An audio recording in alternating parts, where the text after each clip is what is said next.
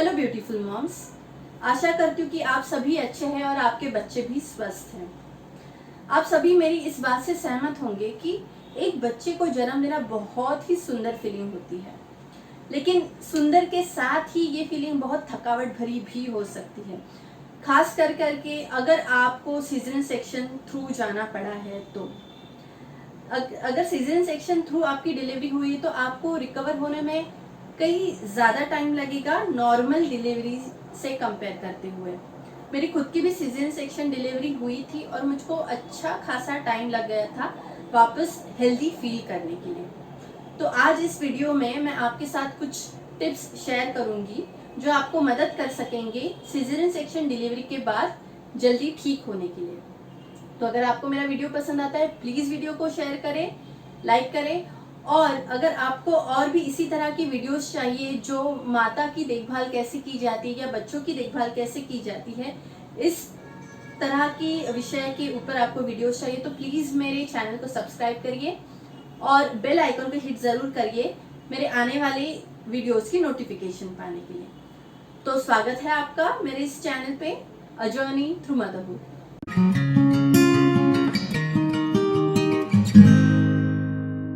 मेरी पहली टिप है कि आपको आराम करने की ज़रूरत है। मुझे पता है ये बहुत ही आसान है बताना कि आप आराम कर लीजिए, मगर उतना आसान है नहीं क्योंकि आपके हाथ में एक छोटा सा बच्चा है जिसकी देखभाल आपको करनी है। लेकिन आपको इस बात को समझना होगा कि सिजेरियन सेक्शन डिलीवरी किसी भी मेजर सर्जरी से कम नहीं है। तो आपकी शरीर को ठीक होने के लिए, रिकवर होने के लिए जो टाइम लगेगा वो आपको देना पड़ेगा, ये बहुत ज़रूरी है। और अगर आपको टाइम नहीं मिल पाता है आराम करने के लिए सही वक्त, तो सबसे बेहतर टाइम है आपके लिए, सबसे बेहतर वक्त है आराम करने का जब भी आपका बच्चा सो रहा है आप भी एक नींद निकाल लीजिए, उससे बेटर टाइम आपको नहीं मिलेगा। और प्लीज़ इस चीज़ को साबित करने की कोशिश मत करिए कि आप बहुत ही स्ट्रांग वुमन हैं और आप इतनी देर तक बेड पे पड़े हुए नहीं रह सकते, क्योंकि सीजरियन सेक्शन डिलीवरी के बाद कम से कम 6 सप्ताह लग जाते हैं रिकवर होने के लिए। तो इन 6 सप्ताह में आपको आराम करना ज़रूरी है। अगर आप आराम नहीं करेंगे और ऐसी कोई चीज़ें करेंगे जो आपको इस वक्त नहीं करनी चाहिए, तो हो सकता है कि आपका जो जख्म है उसका दर्द इतना ज़्यादा बढ़ जाए। कभी कभी क्या होता है कि जो स्टिचेस होते हैं ऑपरेशन के बाद वो भी निकल आते हैं। तो आपको कोई भी ऐसी चीज़ नहीं करनी है जिससे आपकी तकलीफ और बढ़े, क्योंकि अगर आप करेंगे तो आपको और भी ज़्यादा टाइम लगेगा रिकवर होने के लिए। इसलिए आराम करना बहुत ज़रूरी है। मेरी दूसरी टिप है शारीरिक हलचल थोड़ी कम करें।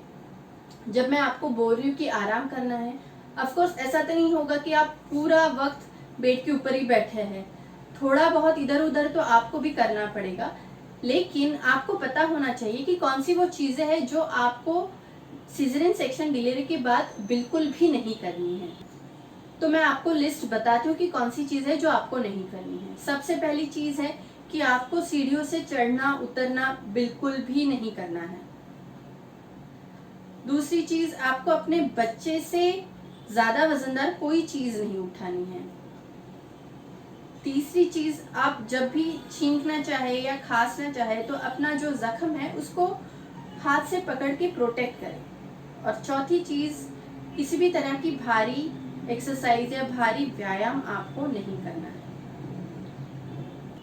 तो जब मैं बताती हूँ कि आपको अपने नवजात शिशु से भारी कोई भी दूसरी चीज़ नहीं उठानी है, कुछ माताओं के लिए ये चीज़ थोड़ी मुश्किल हो सकती है, क्योंकि कभी कभी क्या होता है कि आपके घर में ऑलरेडी एक थोड़ा सा बड़ा बच्चा है जो कि उतना बड़ा भी नहीं है।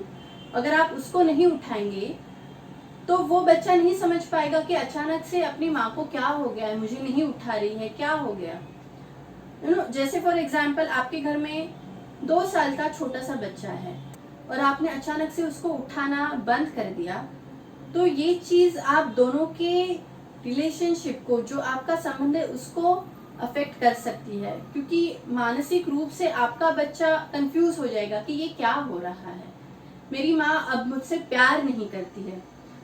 तो इस केस में आप क्या कर सकते हैं? सबसे पहली बात तो मैं सजेस्ट करूंगी कि ये हमेशा बेहतर होगा अगर आपके 2 बच्चों के बीच थोड़ा सा गैप हो। अगर आपका बड़ा बच्चा थोड़ा सा बड़ा है जिसको आप थोड़ा समझा सकते हैं तो ये अक्सर अच्छा होगा। दूसरी चीज़, आपकी डिलीवरी से पहले ही अगर आप अपने बड़े बच्चे को थोड़ा समझाने की कोशिश करें कि अगर छोटा बच्चा, नया बच्चा घर में आ जाएगा तो चीज़ें किस तरह से बदल सकती है, इसकी थोड़ी सी आइडिया अगर आप अपने बड़े बच्चे को पहले से ही दे दें तो हो सकता है कि वो चीज़ों को समझने में आसान जाए उसके लिए। तीसरी चीज़ आप ये कर सकते हैं कि भले आप अपने बड़े बच्चे को उठा नहीं सकते, लेकिन जब भी आप बैठे या लेटे हैं तो उस वक्त अपने बड़े बच्चे को भी अपने पास ले ले, गोद में ले ले। उससे क्या होगा कि उसको ये लगेगा कि अभी भी मेरी माँ मुझसे उतना ही प्यार करती है जितना पहले करती थी, नवजात शिशु के आने के बाद भी।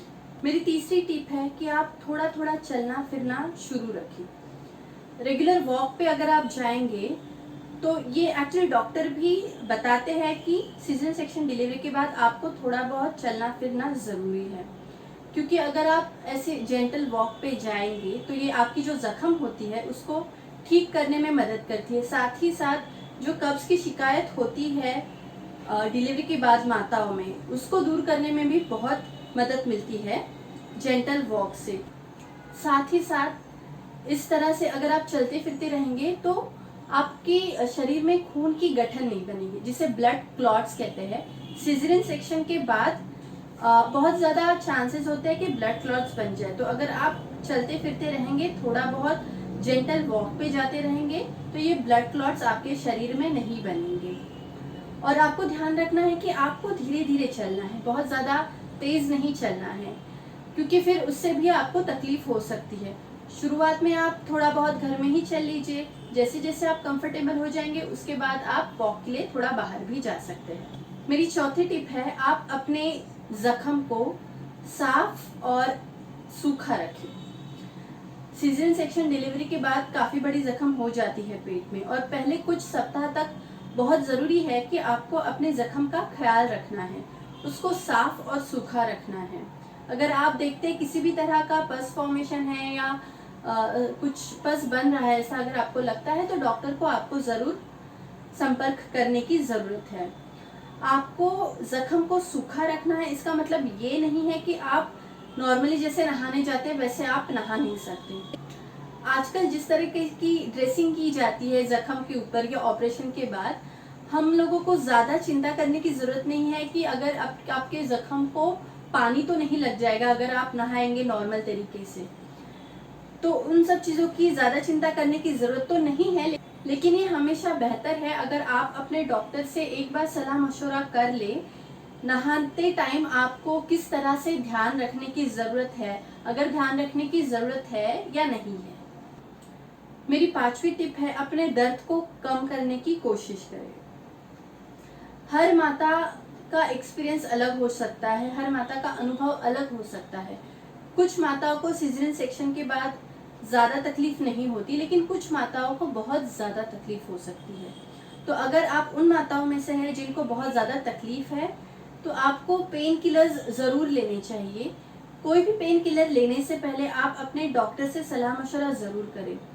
खास करके अगर आप स्तनपान दे रही हैं, अगर आप ब्रेस्ट फीडिंग कर रहे हैं, तो ये बहुत ज़रूरी होता है कि आप कोई भी दवाई लेने से पहले एक बार अपने डॉक्टर से सलाह मशवरा ज़रूर कर लें। फिर जितना कम या ज़्यादा आपको दर्द है या जितनी आपकी तकलीफ है, उस हिसाब से डॉक्टर आपको सही दवाई प्रिस्क्राइब कर सकेंगे। मेरी छठवीं टिप है, अपने मानसिक स्वास्थ्य का ख्याल रखें। पोस्टपार्टम डिप्रेशन एक ऐसी चीज़ है जो किसी भी माता को अनुभव हो सकती है, भले उसका सिजेरियन सेक्शन डिलीवरी हुआ हो या नॉर्मल डिलीवरी हुआ हो। लेकिन जिन माताओं को अचानक से सिजेरियन सेक्शन डिलीवरी के लिए जाना पड़ता है, इमरजेंसी में सिजेरियन सेक्शन के लिए जाना पड़ता है, उन माताओं में पोस्टपार्टम डिप्रेशन की चांसेस ज़्यादा होते हैं। इसके कई कारण हो सकते हैं। पहला सबसे कॉमन कारण ये है कि आपको जब अचानक से किसी चीज़ के लिए जाना पड़ता है, जैसे अचानक से आप अभी तक सब हेल्दी था, सब सही चल रहा था, और आपको अचानक से अगर सिजेरियन सेक्शन डिलीवरी के लिए जाना पड़ रहा है, तो कभी कभी क्या होता है कि आपका ब्रेन इस चीज़ को एक्सेप्ट करने के लिए रेडी नहीं होता है, शॉक में चला जाता है। मैंने देखे हैं कुछ केसेस जिनमें माता अपने खुद के बच्चे को एक्सेप्ट करने के लिए रेडी नहीं थी, अपने खुद के बच्चे को हाथ लगाने तक के लिए भी रेडी नहीं थी, क्योंकि इमरजेंसी में सिजेरियन सेक्शन के लिए जाना पड़ा था और फिर वो माता डिप्रेशन में चली गई। तो अगर ऐसी कुछ केसेस है तो ये बहुत सीरियस हो सकता है चीज़ों को, तो आप हमेशा प्रोफेशनल हेल्प ले, डॉक्टर से सलाह मशवरा ज़रूर करें। दूसरा कॉमन कारण ये हो सकता है, जब माताओं को इमरजेंसी में सिजेरियन सेक्शन डिलीवरी के लिए लेके जाते हैं तो कई बार क्या होता है, कुछ औरतें ऐसा समझती हैं कि अगर वो नॉर्मल तरीके से अपने बच्चे को जन्म नहीं दे सकती है तो वो संपूर्ण माता नहीं है या फिर एक अच्छी औरत नहीं है जो अपने बच्चे को सही तरीके से जन्म भी नहीं दे पाती है। तो प्लीज़ ऐसा सब ना सोचें। और कभी कभी क्या होता है, मैं कितना भी बताऊं कि इस तरह से नहीं सोचना चाहिए, लेकिन आपके इमोशंस पे आपका कंट्रोल नहीं होता है कभी कभी। तो अगर आपको लग रहा है कि ऐसी चीज़ें आपके दिमाग में आ रही है तो सबसे पहले आपको अपने पति के साथ या बच्चे के पिता के साथ इस चीज़ को शेयर करना बहुत ज़रूरी है, और फिर दोनों मिल के इस चीज़ से बाहर कैसे निकलना है इस बात का रास्ता तय करें। आप प्लीज़, अगर आपको लगता है कि आप डिप्रेशन में जा रहे हैं तो प्रोफेशनल हेल्प ज़रूर लें। तो आज के लिए इतना ही। मैं आपको ये बताना चाहूँगी कि मैं डॉक्टर नहीं हूँ, मैं सिर्फ अपना पर्सनल एक्सपीरियंस और पर्सनल नॉलेज आपसे शेयर करने की कोशिश कर रही हूँ। तो अगर आपको किसी भी तरह का डाउट है या शंका है तो प्लीज़ अपने डॉक्टर से एक बार सलाह मशवरा ज़रूर कर लें। तो आशा करती हूँ इस वीडियो से आपकी थोड़ी मदद हुई होगी। मेरे अगले वीडियो के लिए ज़रूर वेट करें और तब तक के लिए बाय।